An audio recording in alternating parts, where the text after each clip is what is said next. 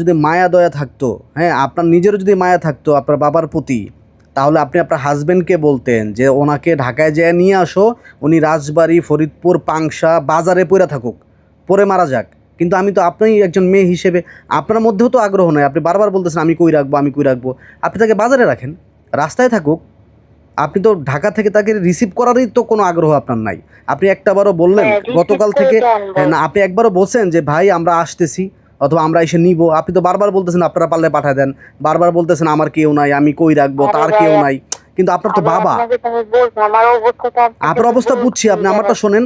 আপনি কি একবারও বলছেন যে ভাই সে তো কমলাপুর পড়ে আছে, কমলাপুর পড়ে আছে না ভাই? আপনাকে আমি তো মানে ভাই বলে তো সবকিছু ভুলে আর বললাম। আমি তো আপনাকে বোন হিসেবেই বলতেছি, আপনি আমার ভাই বলেন আর বোন বলেন, ওই লোকটা তো আপনার বাবা, আমার তো কিছু না। তা আপনার যদি বাবার প্রতি মায়া না লাগে, আপনি যদি তাকে কমলাপুর থেকে নিয়ে আপনি ফরিদপুর ফালা রাখেন তাকে। ভাই কালকে থেকে 3টেতে দেখার পথে, কালকে থেকে ঘুমাই থাকি আমি। আপনি আমার কথা বুঝেন, আপনি তাকে দেখার পর ঘুমাইতে পারতেছেন না, টেনশন কাজ করতেছে। তা আপনি সকালে তো আপনার চলে আসার কথা ছিল কমলাপুর, অথবা কাউকে পাঠানোর কথা ছিল, আপনি কাউকে পাঠাইতে পারতেছেন না, নিজে আসবেন না, তাকে নিবেন না। আমি নাম্বার যদি আমি দেখাবার পারতাম, আমি কত মানুষকে কল দিচ্ছি। হ্যাঁ, তাহলে এখন তাহলে তার কি হবে বলেন? তাকে কি করব আমরা? কালকে তো সবার কাছে আমি কল দিচ্ছি। হ্যাঁ, আপনারা তাহলে আরও সময় নেন। আপনাদের যতদিন মনে হয় যে তাকে আপনারা কেউ ঢাকায় এসে উদ্ধার করবেন, হ্যাঁ, যদি মনে হয় কখনো এসে উদ্ধার করবেন, আপনারা ঢাকা থেকে কমলাপুর থেকে তাকে উদ্ধার করে নিয়ে আমরা গাড়ি ভাড়া দিব।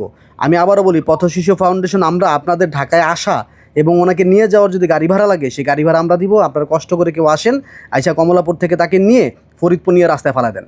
উনি রাস্তায় পড়ে থাকুক, ফরিদপুর পড়ে থাকুক, যেন মারা গেলে অন্তত তার কবরটা যেন ফরিদপুর, তার গ্রামের বাড়ি আশেপাশে কোথাও হয়। ঢাকায় পড়ে থেকে মারা গেলে তো তার লাশটা নিয়ে যাবে ময়লার গাড়িতে কইরা। আপনার যেমন মায়া লাগতেছে আপনার বাবার জন্য, আপনি কিছু করেন নাই, তো আমার তো মায়া লাগে, রাস্তায় পড়ে আছে মানুষটা। আমার কি মায়া কি লাগে না? হ্যাঁ, আচ্ছা, মায়া লাগলে আপনি আমাদেরকে ফোন করেন। হ্যাঁ, আপনার যদি মায়া লাগে আপনার বাবার জন্য আমাদেরকে ফোন করেন, আমরা আসি। আপনারা আসলে আমরা গাড়িতে তুলে দিব, গাড়ি ভাড়াও দিয়ে দিব আমরা, ঠিক আছে? আপনারা নিয়ে যান কষ্ট করে, আমার এই নাম্বারে ফোন করেন, আমরা আসি, ঢাকায় আসি। হ্যাঁ, আমরা আইসা আবার একসাথে খুঁজবো নি, যদি আপনারা আসেন খুঁজবো। হয়তো বা কালকে কমলাপুর ছিল, আজকে কমলাপুর উনি নাও থাকতে পারে, তাই না?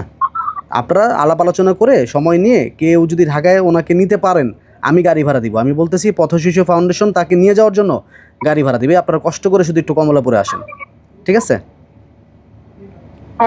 জি, আমি আর কথা বলে দেখি। হ্যাঁ হ্যাঁ হ্যাঁ, আপনারা সবার সাথে, পুরো গ্রামবাসীর সাথে, এলাকাবাসীর সাথে, মামা বাড়ি, দাদা বাড়ি, নানা বাড়ি, শ্বশুর বাড়ি, সবার সাথে আলাপ আলোচনা করেন, করে আপনারা দেখেন তাকে কেউ আইসা যদি নিয়ে যেতে চান তাহলে আমরা আপনাদেরকে গাড়ি ভাড়া দিয়ে দিব। আমি বললাম পথ শিশু ফাউন্ডেশন ওনাকে নিয়ে যাওয়ার গাড়ি ভাড়া দিবে। শুধুমাত্র আপনারা কষ্ট করে কেউ একটু আগ্রহ দেখান যে তাকে আমরা নিয়ে যেতে চাই, ঠিক আছে? আপনি আমার এই নাম্বারে ফোন করেন। জি, আসসালামু আলাইকুম।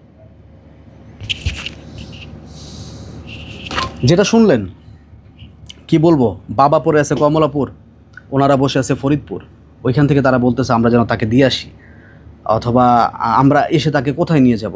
মানে এই মানুষটা শেষ বয়সে, তার কোথাও থাকার জায়গা নাই, মেয়ের বাড়িতেও নাই, তার নিজের বাড়িতে নাই, চাচা বাড়ি নাই, দাদা বাড়ি নাই, মামা বাড়ি নেই, শালা সম্বন্ধী কোনো বাড়িতে নাই। সর্বশেষ বললাম আমরা পথ শিশু ফাউন্ডেশন গাড়ি ভাড়া দিব, আপনারা পারলে তাকে ঢাকার কমলাপুর থেকে ফরিদপুর নিয়ে যান, নিয়ে রাস্তায় ফেলে দিয়েন, সে ওইখানে পড়ে মারা যাক। তারপরেও ওনার যেন একটা কবর জোটে। ঢাকায় পড়ে থাকলে ওনার কোনো কবরও জুটবে না, রাস্তায় পচে মরবে, বেওয়ারিশ হিসেবে জুরাইন কবরস্থানে দাফন হবে। তো হারিয়ে যাওয়া বাবাকে খুঁজে পাওয়ার পরে তার মেয়ের সাথে আমরা কথা বললাম, এই হচ্ছে তার পরিবারের চিত্র। আসসালামু আলাইকুম।